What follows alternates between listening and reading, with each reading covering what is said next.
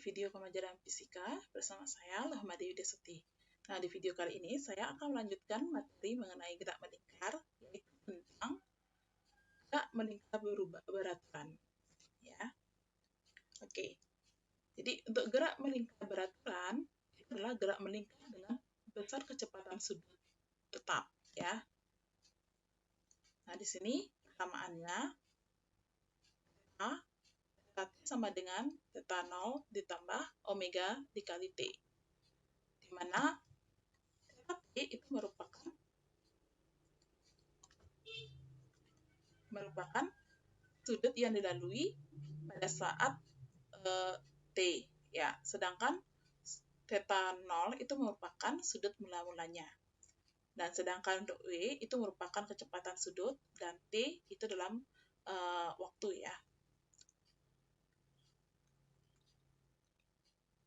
Selanjutnya, gerak melingkar berubah beraturan. Gerak melingkar berubah beraturan itu adalah gerak melingkar dengan percepatan sudut tetap. Ya, hampir sama ya dengan di gerak lurus. Gerak lurus kan ada gerak lurus, GLB dan GLBB.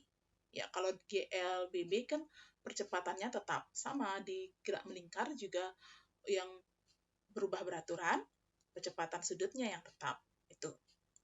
Nah, di sini dirumuskan omega T sama dengan omega 0 ditambah alpha dikali T. Ya, sedangkan untuk nyari posisinya, itu sama dengan posisi awal ditambah kecepatan sudut awal dikali T ditambah setengah alpha dikali T kuadrat. Sedangkan, atau dalam rumus omega kuadrat, sama dengan kecepatan sudut awal ditambah 2 dikali percepatan sudut dikali dengan posisinya ya. Oke. Nah, itu untuk di gerak melingkar berubah beraturan. Selanjutnya itu adalah hubungan roda-roda.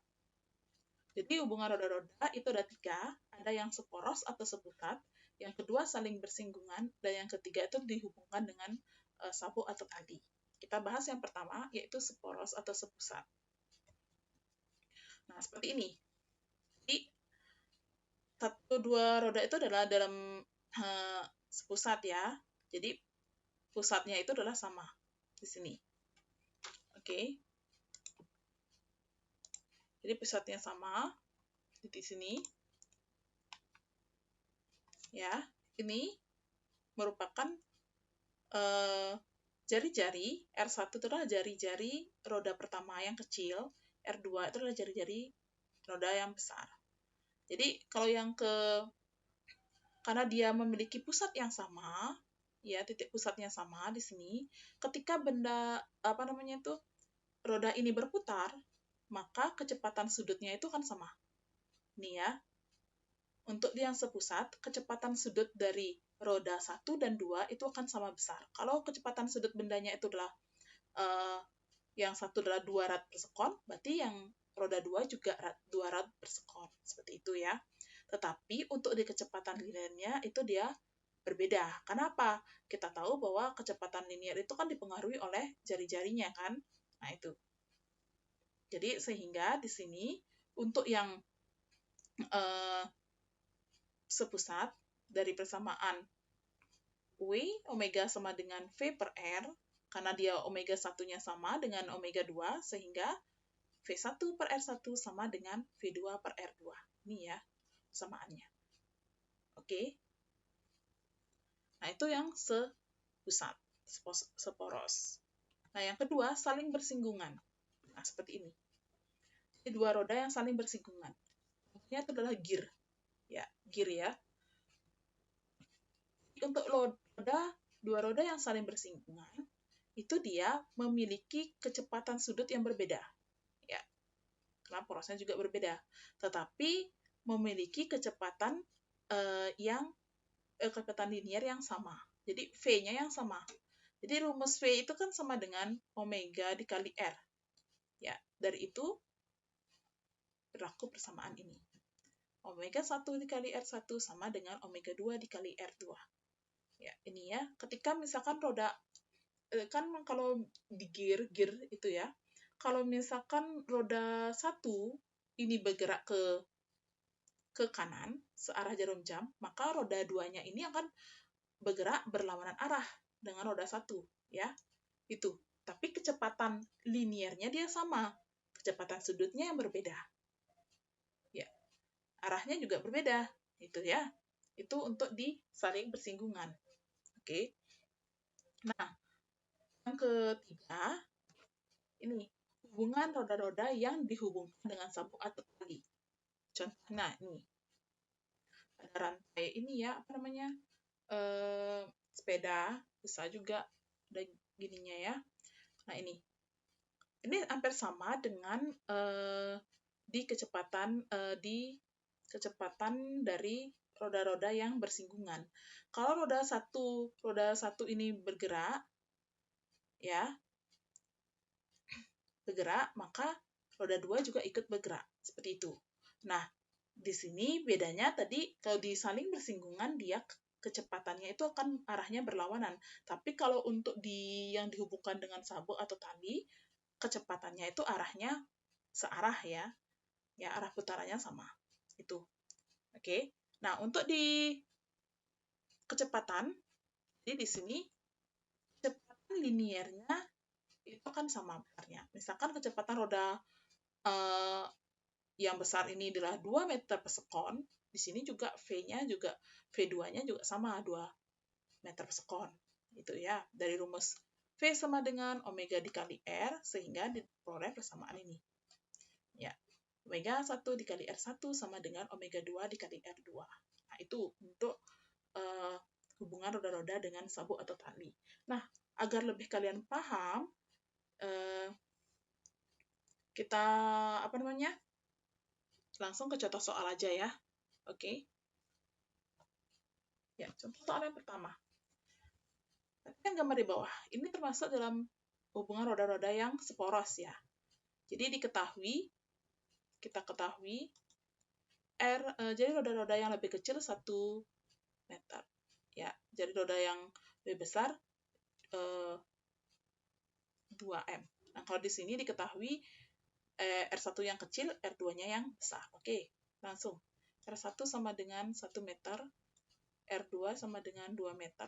Kecepatan linier roda yang lebih kecil, berarti V1-nya ya, itu adalah 2 meter per sekon. Yang dicari V2-nya berapa? Itu. Oke, dari persamaan ini kan kecepatan sudutnya sama. Kecepatan sudut V1 itu sama dengan W2. Sehingga V1 per R1 sama dengan V2 per R2. Masukkan 2 dibagi 1 sama dengan V2 dibagi 2. Sehingga V2 sama dengan 4 ya. Meter per sekon. Seperti itu. Kalau misalkan yang ditanya adalah berapa kecepatan sudutnya? Kalau ditanya kecepatan sudutnya berapa? Ya udah, kalian bisa ganti dengan W sama dengan W1, misalkan V1 per R1.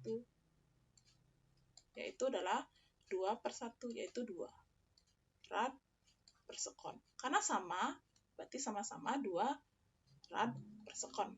Itu jika diketahui yang ditanyakan adalah kecepatan sudutnya juga ya. Saya kasih tambahan soalnya di sini. Oke? Bisa ya? Jadi kita tinggal masukkan yang jelas kalian tahu soal ini termasuk dalam hubungan roda yang seporos atau saling bersinggungan atau yang dihubungkan dengan tali seperti itu. Oke? Lanjut ke contoh soal berikutnya. Yang kedua, 2 buah roda dengan jari masing-masing, jari-jari yaitu 0,1 dan 0,4. Ya.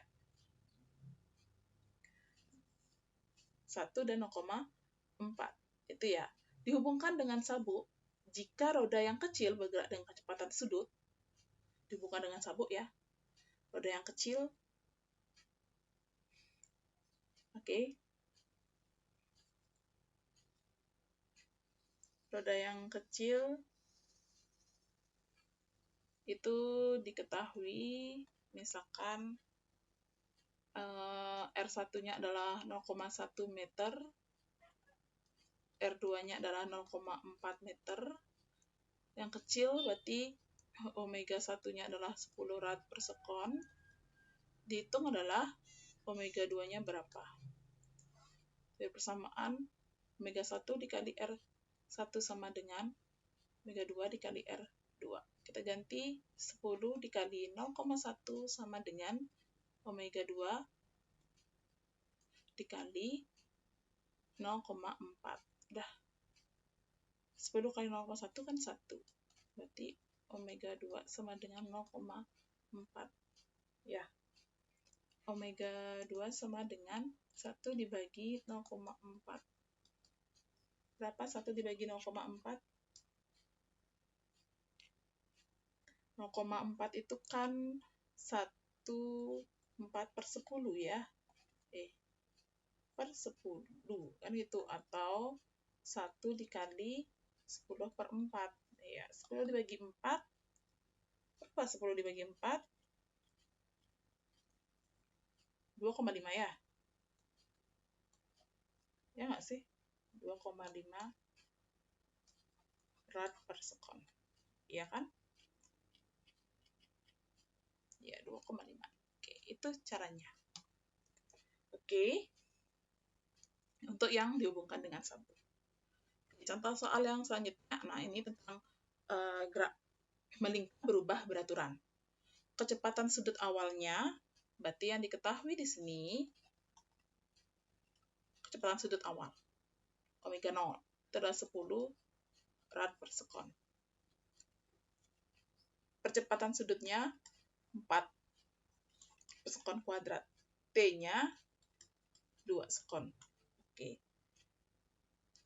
Oke, dari rumus kecepatan sudut, ya, kan kecepatan sudutnya pada saat itu, berarti omega T yang ditanyakan.